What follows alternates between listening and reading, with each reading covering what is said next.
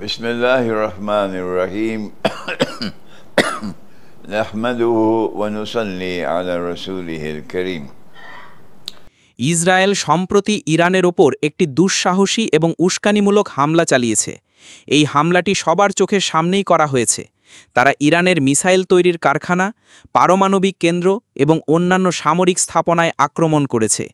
এছাড়াও তারা ইরানের কয়েকজন শীর্ষ সামরিক কর্মকর্তাকেও হত্যা করেছে, যেমন ইরানের ইসলামিক রেভলিউশনারি গার্ড কোরের কমান্ডার, সশস্ত্র বাহিনীর প্রধান, একজন জেনারেল এবং আরও কয়েকজন সিনিয়র কর্মকর্তা।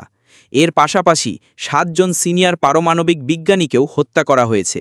এই ঘটনার মাধ্যমে ইসরায়েল, ইরান, ট্রাম্পের আমেরিকা এবং রাশিয়া, চীন, ইউরোপীয় ইউনিয়ন ও মুসলিম বিশ্বসহ বাকি সবাইকে একটি স্পষ্ট বার্তা দিয়েছে।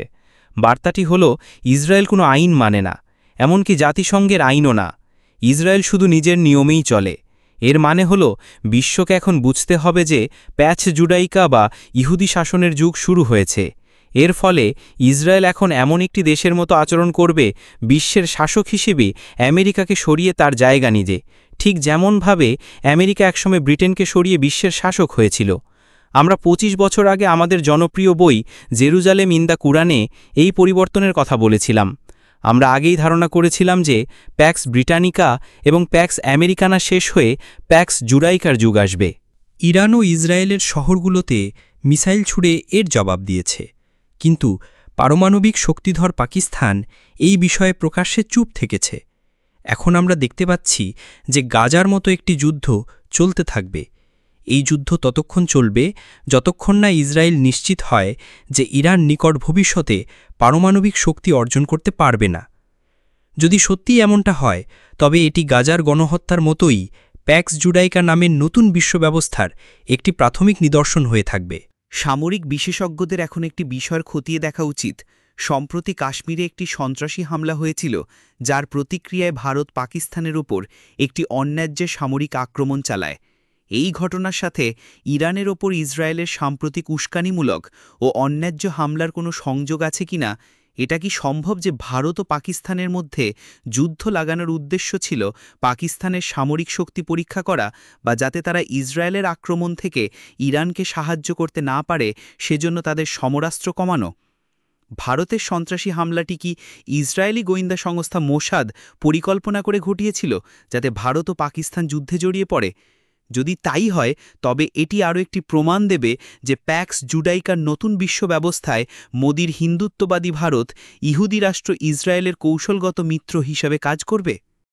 এটা এখন পরিষ্কার যে ইসরায়েলি যুদ্ধ বিমানগুলো সিরিয়া এবং ইরাকের আকাশসীমা ব্যবহার করেই ইরানের সফল হামলা চালিয়েছে। যদি সিরিয়া এবং ইরাককে আগে থেকে প্রস্তুত না করা হতো, তবে এটা সম্ভব ছিল না। এখন বিশ্ব আরও ভালোভাবে বুঝতে পারছে কেন ইসরায়েল একটি ভুয়া জিহাদ ব্যবহার করে আসাদ সরকারকে ক্ষমতা থেকে সরিয়েছিল। এর উদ্দেশ্য ছিল সিরিয়ার আকাশ প্রতিরক্ষা ব্যবস্থা ধ্বংস করা এবং ইরানের উপর হামলা চালানোর জন্য ইসরায়েলি বিমানবাহিনীর জন্য পথ পরিষ্কার করা।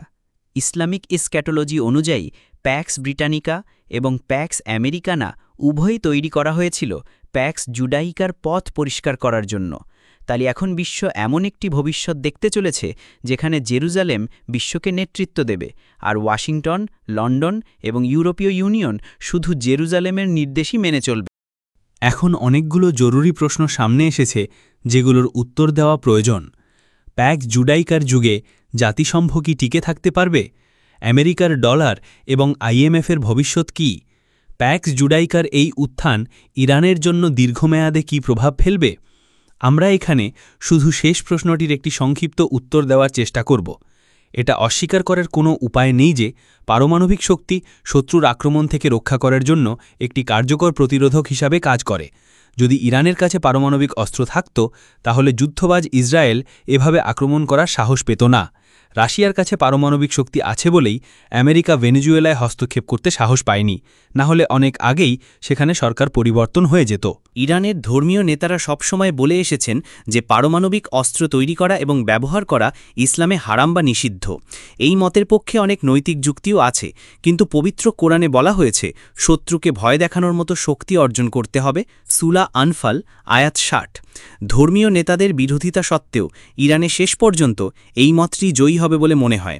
বিশ্ব হয়তো একসময় দেখবে যে ইরান পারমাণবিক অস্ত্রবিস্তার রোধ চুক্তি বা নিউক্লিয়ার নন প্রলিফারেশন ট্রিটি থেকে বেগে গেছে। তারা রাশিয়ার সাথে এমন একটি সামরিক জোট তৈরি করবে যা তাদের পারমাণবিক শক্তি অর্জনে সাহায্য করবে। এর আগেও অনেক দেশ নিজেদের অস্তিত্ব রক্ষার জন্য এই পথ বেছে নিয়েছে। সোভিয়েত ইউনিয়ন, উত্তর কোরিয়া এবং পাকিস্তানও একই বিপদের মুখে পড়ে পারমাণবিক অস্ত্র তৈরি করেছিল। রাশিয়া গাজায় ইসরায়েলের গণহত্যার নিন্দা করেছিল, এখন ইরানের উপর হামলারও নিন্দা করেছে। এ থেকে বোঝা যায় যে রাশিয়া প্যাক্স জুডাইকা মেনে নেবে না। তাহলে রাশিয়ার সাহায্যে ইরান কেন পারমাণবিক শক্তিধর হতে পারবে না? রাশিয়া ও ইরান এখন একে অপরের কৌশলগত মিত্র। যেহেতু ওয়াশিংটন এবং ইউরোপীয় ইউনিয়ন ইউক্রেনে রাশিয়াকে হারাতে পারেনি, তাই ইসরায়েলের জন্য একমাত্র পথ খোলা থাকবে স্যামসন অপশন।